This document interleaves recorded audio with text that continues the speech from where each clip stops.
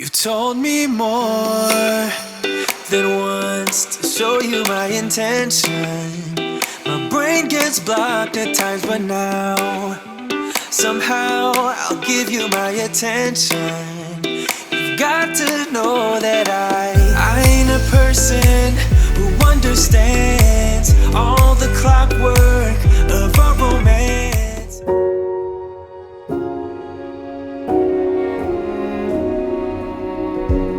You say take me on a treasure hunt. I long for something new. Have you heard the fairies when they sing and dance? Oh, I wish it was me every night. When I close my eyes, I see beauty lives in me.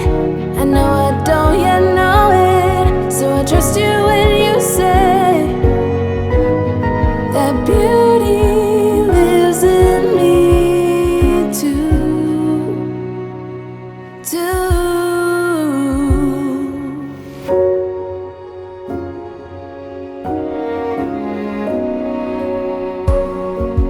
Later it comes later, dear, for many of us. I promise you that we learn through the wrongs, and even the rough can be sweet. Just close your eyes and know beauty lives in me.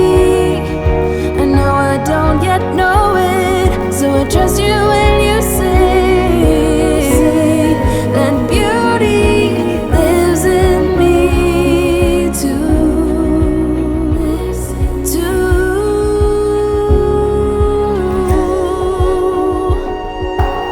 It's gonna take some time to get there. I don't care, I don't care. I'm in for the fight.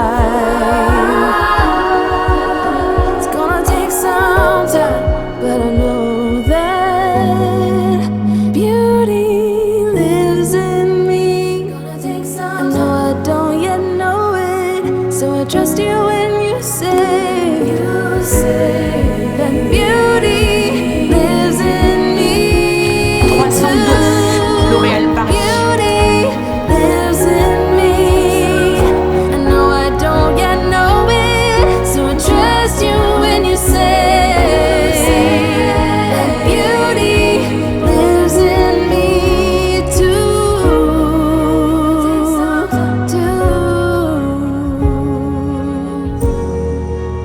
Bonjour tout le monde, j'espère que vous allez bien, que vous êtes en pleine forme. On est mercredi aujourd'hui. Déjà milieu de semaine, d'habitude je suis contente, mais là ça sent la reprise dans quelques jours. Et franchement j'en ai pas envie. J'aime bien ce rythme des vacances. Alors, il fait pas très beau aujourd'hui. On nous annonce beaucoup de vent, même une tempête. Et j'ai horreur de ça. Ça et l'orage, j'aime pas. Et le vent, ça me... Je sais pas, j'ai tout le temps peur qu'il y ait un truc qui s'envole ou quoi. Voilà. Alors j'espère que ça va aller. Je vais pas venir dormir. Surtout que c'est pendant la nuit que ça risque d'arriver. Bref, alors ce midi c'est repas le même qu'hier, à part que je vais faire des pâtes. Et ce soir c'est un mijoté crème de porc au sherry avec des dumplings au parmesan, des boulettes de pâtes au parmesan. Alors on fera ça sûrement en début d'après-midi, comme ça je vais le faire à la mijoteuse, il mijotera toute l'après-midi tranquillement pendant que je fais autre chose. Là j'ai lancé l'aspirateur en haut, c'est la zone cette semaine, c'est les chambres, donc du coup, enfin les chambres, le haut quoi, en fait les dressings etc etc. Donc du coup là je vais faire les, comme c'est les sols, je vais faire les sols à fond. Donc là j'ai lancé l'aspirateur, puis je vais y aller avec mon petit ma petite bassine, mes petits chiffons, le Tineco etc. et je vais aller le faire je vais aller faire les sols en haut et après je ferai les sols du bas, comme ça sera fait. Voilà, aspirateur qui est fini. Et je pense que ça va être une journée tranquille à la maison. Comme je vous ai dit, il fait pas beau. Donc on va être bien à sa maison. Et puis je sais pas, j'ai envie de faire des crêpes. Des crêpes ou des gaufres. Je vais voir avec Greg. Peut-être des gaufres liégeoises. Je verrai. Si j'ai le temps. Et si... voilà. Si j'en ai toujours envie tout à l'heure. Là déjà, allez, je vais monter.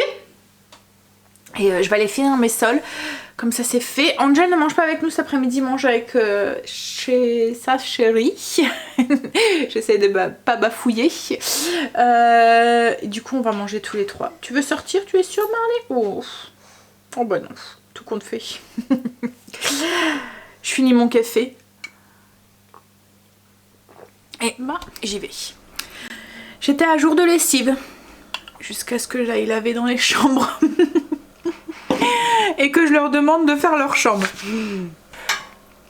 Je sais pas vous, mais moi, chaque fois dans les chambres des enfants, il y a une montagne de linge. Et ils mélangent du propre, du truc qu'ils ont mis qu'une seule fois. Et voilà. Et du coup, on peut tout relaver. J'étais à jour de lessive. Là, elles sont bien pleines. Bon, après, je préfère que ça soit fait là en pleine semaine que le week-end. Parce que souvent... ça arrive le week-end où ils me descendent toutes les affaires qu'ils ont laissées la semaine dans leur chambre. Vous voyez la petite montagne qui est sur la chaise là. Et du coup, vous pensez échapper à la lessive le week-end? Et ben non. Donc là voilà. Je leur ai demandé aussi d'enlever leurs draps aussi. Comme ça sera fait pour ce week-end. D'habitude je fais le week-end. Mais voilà, je prends un petit peu d'avance. Souvent c'est ce que je fais quand je fais les chambres. Mais là du coup... j'ai fait tous les sols. J'en ai profité aussi pour faire en dessous des lits. Ce qui est pratique avec l'aspirateur robot, c'est qu'il passe en dessous des lits. Donc du coup, ça va très vite. Enfin, après, il faut rien avoir en dessous des lits, quoi, en fait. Hein. Voilà. C'est pour ça que quand on a refait la chambre à Angel, j'ai dit, je veux rien en dessous des lits. Hein? Parce qu'autrement il faut tout enlever avant de faire. Bref, allez, je suis en train de faire réchauffer du coup mon petit ragoût pour ce midi de saucisses. Et ce midi je vais le faire avec des capellini. Il me reste un paquet de pâtes. Je vais peut-être préparer, j'avais envie de faire un pain pour ce soir. Aller avec le ragoût. C'est un mijoté en fait avec du chéri. Alors le chéri c'est un peu, enfin je vous en reparlerai tout à l'heure, mais c'est un vin cuit en fait. J'ai envie de faire, alors je vais faire un pain japonais mais j'ai pas la pâte qui est faite avant. C'est pas grave, je vais la faire refroidir et je ferai ma pâte. Pour ceux qui ne connaissent pas, c'est un moment que je voulais partager, il est sur le blog si vous souhaitez, je vous mettrai le lien en barre d'infos. En fait, le pain japonais, c'est fait sur une base de, alors j'arrive jamais à le dire, c'est Tong Zong T A-N-G-Z-H-O-N-G. Clairement en fait c'est de la farine qu'on épaissit dans de l'eau.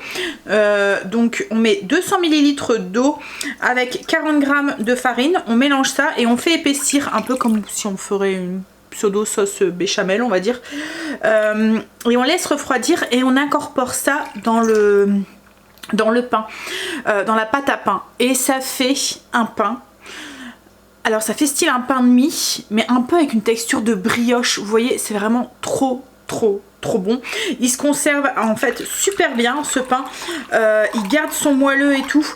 Franchement, testez la recette. Tous celles qu'ils ont testé, j'ai eu que des retours positifs en fait. Alors cette recette, c'est une recette qui est connue hein, sur le net quoi en fait. C'est pas une de mes recettes quoi, je veux dire, c'est pas moi qui l'ai inventé cette technique quoi en fait, mais franchement ça fonctionne super bien. C'est vraiment ce mélange farine et eau épaissie qui change tout. Alors souvent il faut mieux le faire la veille, donc vous préparez votre eau farine. Avant j'en avais toujours ce mélange prêt dans le frigo. Là ça fait un moment que j'en ai pas fait, donc du coup j'en ai pas, mais vous pouvez aussi, c'est le faire comme là, laisser refroidir et ensuite l'incorporer dans votre pâte. Alors il faut le laisser refroidir parce que si vous le mettez chaud, la pâte va être chaude quoi en fait. Donc au moins tiède quoi en fait.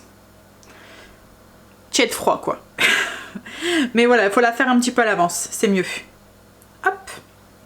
Comment ça change un petit peu la texture de la pâte. Bon, en fait, c'est très simple, hein. Casserole, eau, farine, vous mélangez ça, vous faites une fois que c'est épaissi, on a une pâte comme une sauce blanche en fait, très très épaisse. Voilà. Et ça du coup je vais le laisser refroidir, ça va encore s'épaissir en refroidissant. Et puis je ferai mon pain tout à l'heure, c'est surtout comme je vous ai dit, c'est pour ce soir.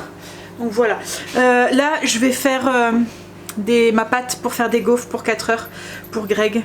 Je sais qu'il aime bien, parce que j'ai sur mon doigt, il est un peu sale. Je viens de me laver les mains pourtant. Je vais faire des gaufres liégeoises. Voilà, recette qui est sur le blog, c'est pareil. Je vous mettrai le lien en barre d'infos si vous voulez les faire. Hop là. Greg est rentré. On va manger.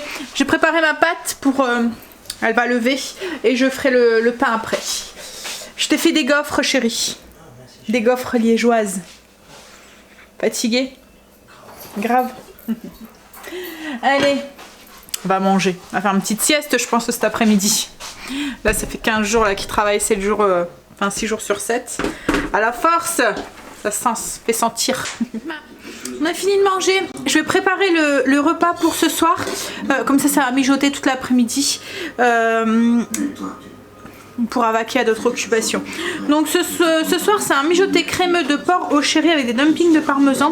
Alors le sherry, moi j'en trouve à Lidl en Belgique. En comparaison ça ressemble un petit peu au... Alors c'est du Xérès en fait, le sherry. Alors faites attention, c'est un sherry fine, c'est un peu comme le Marsala. Ça ressemble même un petit peu au goût. C'est un vin cuit mais sec, c'est pas sucré en fait, c'est pas comme... le Porto ou le Martini ou quoi, en fait c'est un vin cuit sec, donc ça va très bien dans les recettes salées. Si vous en trouvez, et même si vous trouvez pas de Marsala, vous pouvez très bien le remplacer par du sherry si vous le souhaitez, dans les recettes que je vous ai déjà partagées, qu'il y a du Marsala dedans.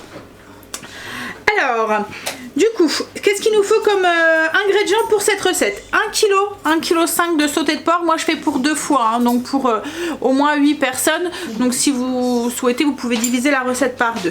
3 cuillères à soupe de farine. En fait on a pris le porc coupé en petits dés, on l'a mélangé avec les 3 cuillères à soupe de farine et on les met sur le côté. Ensuite 6 échalotes, 4 carottes, 2 gousses d'ail qu'on vient écraser, une cuillère et demie à soupe de graines de fenouil, 250 ml de Xérès ou sherry, ça dépend ce que vous trouvez, enfin c'est la même chose mais il y a des moments l'appellation elle est pas pareille. 500 ml de bouillon de poulet, 2 cuillères à soupe de moutarde à l'ancienne, 440 g de farine, le zeste et le jus d'un citron, 60 ml de crème liquide, un peu d'aneth et du parmesan. Donc ça va être pour le plat. Pour les petites boulettes, on va avoir besoin de 150 g de farine mélangée avec une cuillère à café de levure, 150 g de yaourt grec. Prenez pas du léger, prenez du entier, vous aurez des boulettes moins sèches. Et du parmesan, 15 g de parmesan et un petit peu d'aneth aussi à l'intérieur. Donc dans un saladier, comme je vous ai dit, on mélange le sauté de porc avec la farine. Moi comme je vous ai dit, je vais le faire à la mijoteuse, mais c'est tout à fait possible de le faire à la cocotte à l'ancienne dans le four. Donc vous pouvez mettre votre four à préchauffer à 160 degrés si vous voulez le faire au four. Par contre c'est un mijoté, donc ça va être cuit lentement. Donc soit ça, après vous pouvez le faire aussi au cookéo et tout. Je vous dirai le temps de cuisson à la fin, mais c'est possible. Je les ai coupés en deux et après en biseau comme ça, en morceaux d'à peu près 1 cm. Et les échalotes, je les laisse en gros morceaux comme ça. Vous voyez, ça c'est le sherry. En fait ça fait c'est un peu comme un vin blanc mais un peu plus ambré. Voilà, donc les échalotes je les ai laissées entières, je les ai juste coupées en 2. Vous pouvez les couper en 4, certaines que j'ai coupées en 4 parce que... Alors, on met un peu d'huile d'olive dans la cuve. Oh. Nettoyer ma magasinière et j'ai mal remis la plaque. Donc oui, donc on met un peu d'huile d'olive dans la cuve de la sauteuse ou dans votre cocotte minute et on va venir faire dorer nos morceaux de porc. En fait le fait de mettre de la farine ça va épaissir un peu, ça va aider à épaissir la sauce, mais c'est surtout aussi parce que ça prend l'humidité autour de la viande et du coup elle va mieux dorer.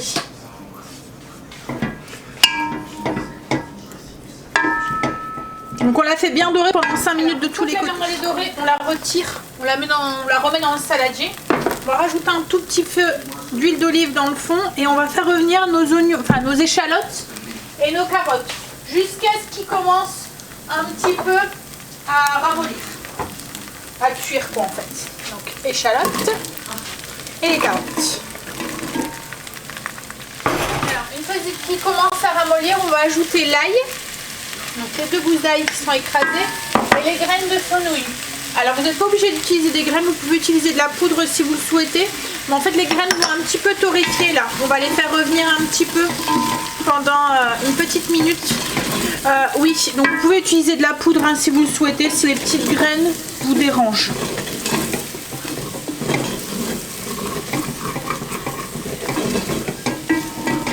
Alors ensuite on remet la viande. Et on va mouiller avec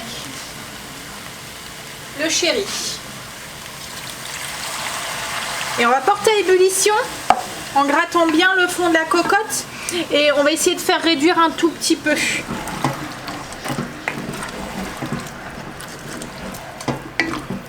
Oui, donc on va faire un petit peu bouillir pendant à peu près 5 minutes pour le faire réduire. Ça va concentrer les arômes comme ça et puis faire évaporer un petit peu l'alcool. Pour celles qui ne boivent pas d'alcool et qui ne voudraient ne pas mettre de sherry, vous pouvez mettre un peu plus de bouillon du coup. Là, on va ajouter le bouillon que j'ai posé ici. Hop. Donc 500 ml de bouillon de volaille et 2 cuillères à soupe de moutarde à l'ancienne. Et là, alors si vous faites au four, mettez le couvercle de votre cocotte et c'est parti pour 2 heures au four à 160 degrés. Et si vous le faites à la mijoteuse, c'est parti pour 8 heures puissance douce ou 4 heures puissance élevée. À la fin, on va rajouter un petit mélange qu'on va faire là tout de suite. Alors, on va préparer une petite pâte qui va, un petit mélange en fait, qui va épaissir notre sauce à la fin de la cuisson. Donc on va prendre les zestes de citron, la farine, 40 g de farine. On va ajouter le jus du citron. Hops. On va mélanger ça et au besoin on ajoute un petit peu d'eau pour avoir une pâte lisse.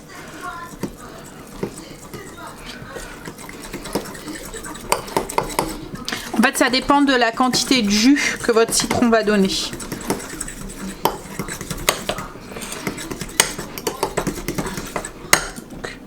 On veut juste une pâte qui soit fluide, un peu comme une crème liquide. Voilà, là, c'est bon.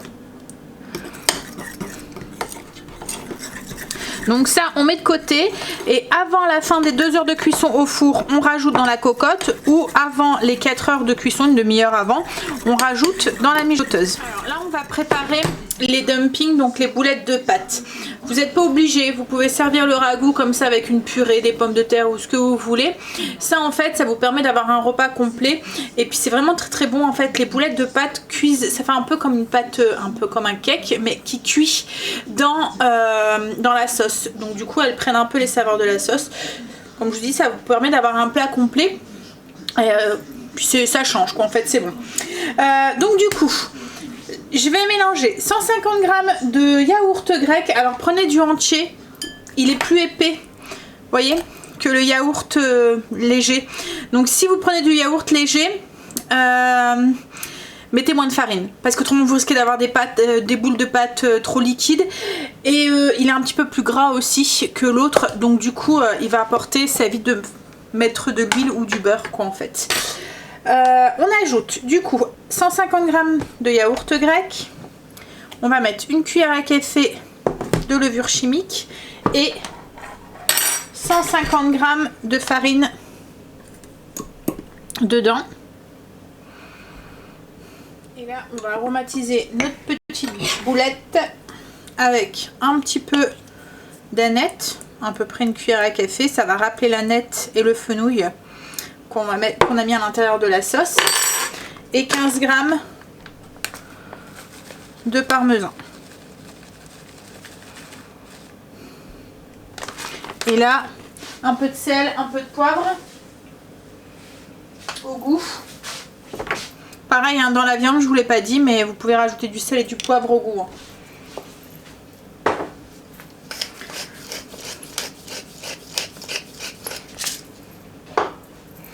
Et là, on mélange tout ça pour obtenir une pâte. Comme je vous ai dit, une pâte quand même assez épaisse qu'on doit pouvoir faire des boulettes avec, avec les mains. Donc, ça fait un peu comme une pâte à tarte. Un petit peu.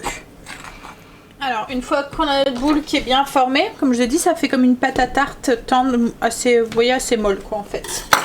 Hop. Donc, on forme une belle boule. Alors si vous voyez que c'est trop sec, c'est en fonction de votre yaourt et en fonction de votre farine. Vous pouvez soit rajouter un petit peu de farine si c'est trop liquide, ou soit un petit peu de yaourt si c'est trop solide. Hop, donc on va la diviser. Alors comme j'ai dit, moi c'est pour 8 personnes, donc je vais la diviser en 8 boulettes.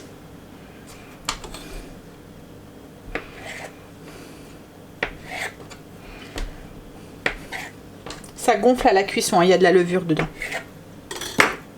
Hop, on vient former nos boulettes et on va venir déposer ça sur une assiette pour la fin de la cuisson tout à l'heure. Alors moi j'aime bien finir la cuisson au four, comme ça en fait la boulette cuit, gonfle avec la sauce, mais sur le dessus c'est un peu doré, un peu comme un cake en fait.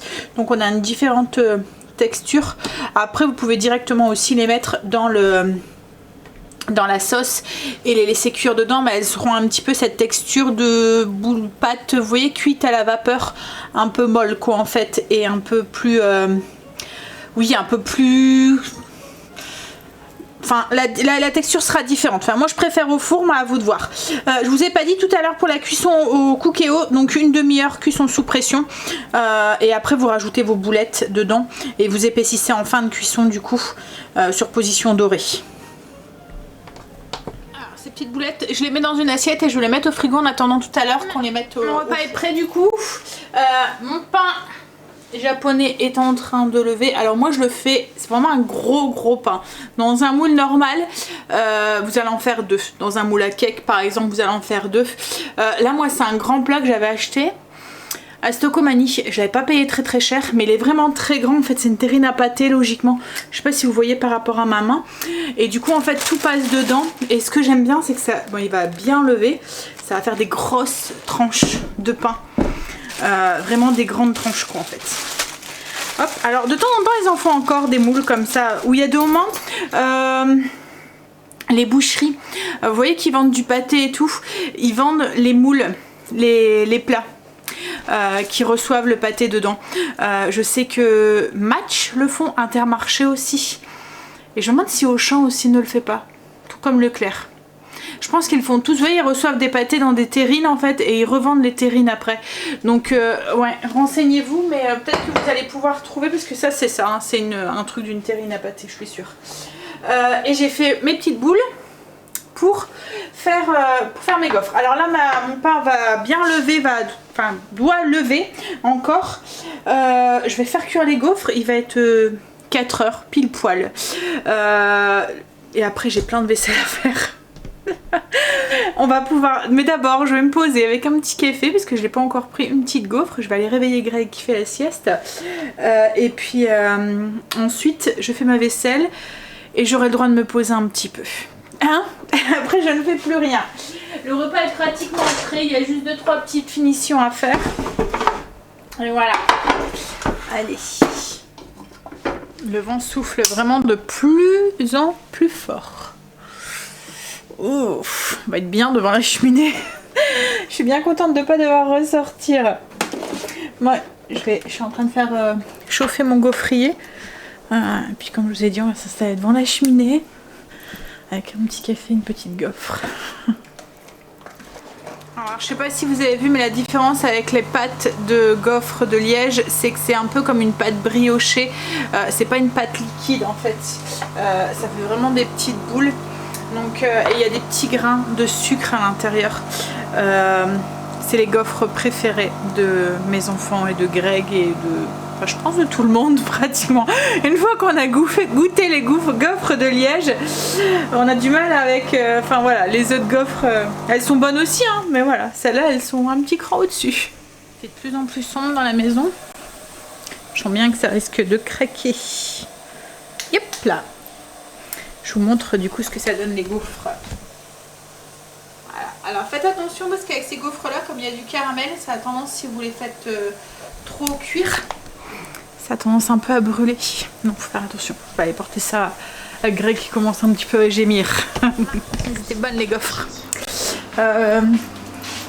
J'en ai fait un peu beaucoup, mais enfin, une dizaine à chaque fois. Il en reste.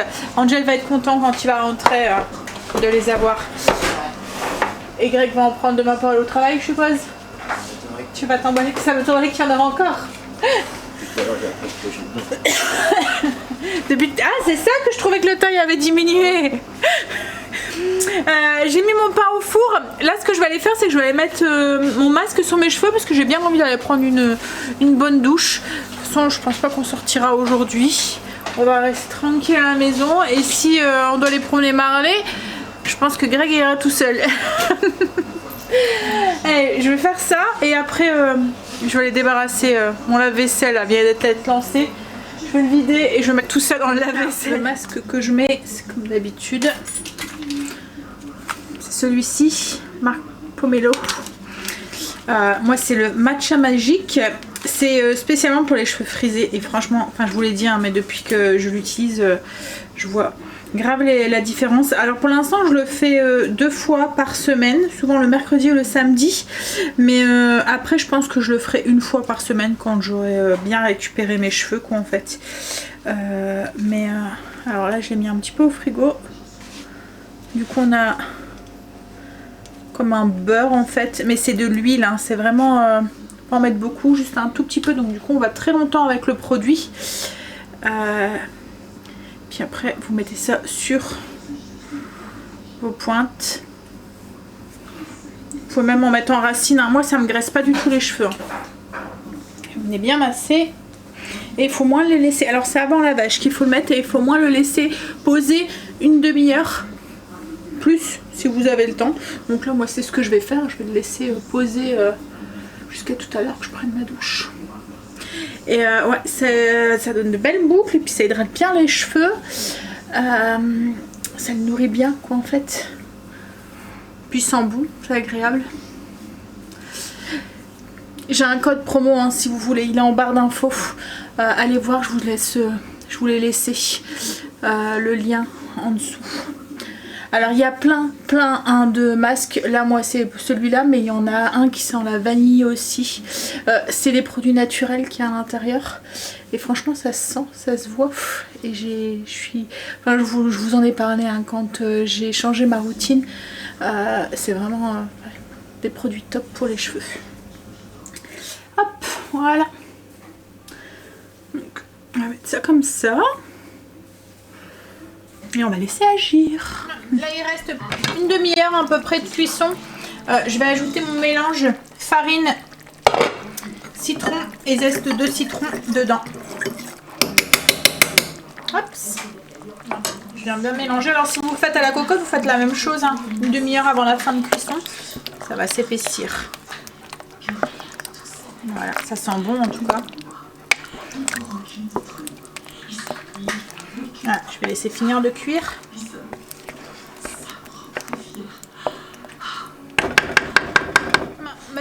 On devait prendre une douche, mais c'est toujours pas fait. Greg en fait a regardé, je vous avais dit hein, que mon Ultenic il se rechargeait plus, qu'on se demandait comment ça se faisait et en fait il y avait une soudure à l'intérieur qui avait lâché. Donc Greg l'a réparé.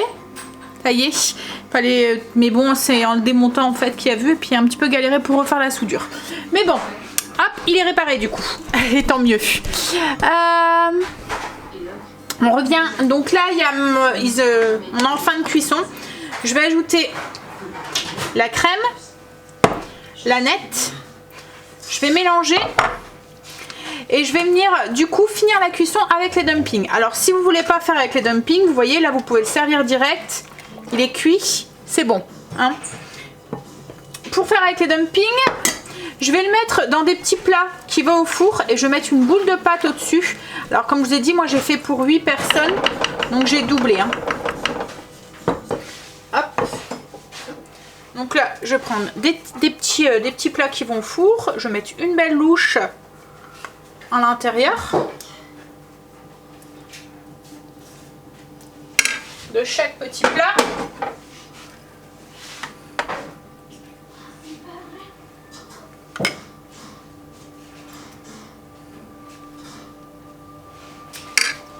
déposer du coup une boulette dessus sur chaque plat et ça va partir au four. Alors là, moi, tout est encore bien chaud et tout. Il y a juste la petite boulette à faire cuire. Un petit 20-25 minutes. Ça dépendra de votre four en fait. Si c'est froid, vous pouvez même aller jusque 30 minutes. Il faut que en fait la boulette va cuire, va grossir, va cuire. Elle va devenir un petit peu dorée sur le dessus. Je vais juste poudrer avec un petit peu de parmesan. Alors voilà. Donc je pose juste un peu de parmesan et ça s'en va au four dans un four préchauffé à 200 degrés pendant à peu près entre 20 et 30 minutes, ça dépend de votre four en fait. Et puis ça dépend de la taille des ramequins aussi. Bien sûr, on peut le mettre aussi dans un plat, un grand plat, et mettre les petites boulettes au-dessus. Et se passer parce qu'elles vont gonfler. Comme on va manger. Je vais vous montrer du coup ce que ça donne. Je vais vous montrer les petites boulettes, enfin les grosses boulettes qui vont bien grossir. Hop, donc le plat avec la boulette, vous voyez, elle a bien gonflé. Tiens, tu peux tenir ça s'il te plaît? Non mais avec la caméra, c'est juste pour que je fais montrer l'intérieur de la boulette. Tu là? Attention. Hop, alors je vais vous montrer l'intérieur. Vous voyez, ça fait comme du pain en fait. Au niveau de la mie. Bah, du coup on va manger, on va aller prendre une bonne douche, laver ses cheveux et puis je vous dirai demain du coup pour une nouvelle journée avec nous. Oui, j'ai passé au four après la mijoteuse, hein, vous l'avez vu, et je vous mets la fiche recette et tout en barre d'infos au cas où ça n'a pas été très clair ce que j'ai dit. Et bisous, à demain. J'espère que le vent va être soufflé ce soir. Il commence à bien souffler là. On va passer une bonne nuit. Than once to show you my intention. My brain gets blocked at times, but now somehow I'll give you my attention.